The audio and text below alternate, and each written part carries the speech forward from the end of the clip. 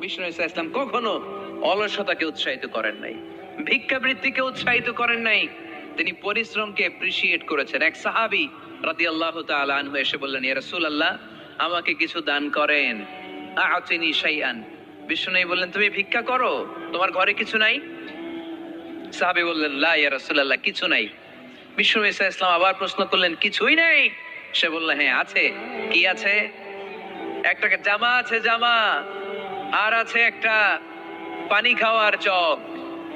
দুইটা জিনিস আছে, একটা কি আর একটা পানি খাওয়ার জগ। বিষ্ণু বললেন, দুইটা নিয়ে আস।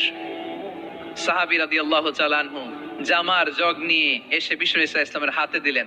বিষ্ণুনবী জামার জগটা ধরে বললেন, মাইয়াশতারি হাদাইন, কে আছো আমার সাহাবীদের মধ্যে এই দুইটা জিনিস কিনতে চাও? এক সাহাবী দাঁড়িয়ে বলল, ইয়া রাসূলুল্লাহ, ইয়া হাবিবাল্লাহ,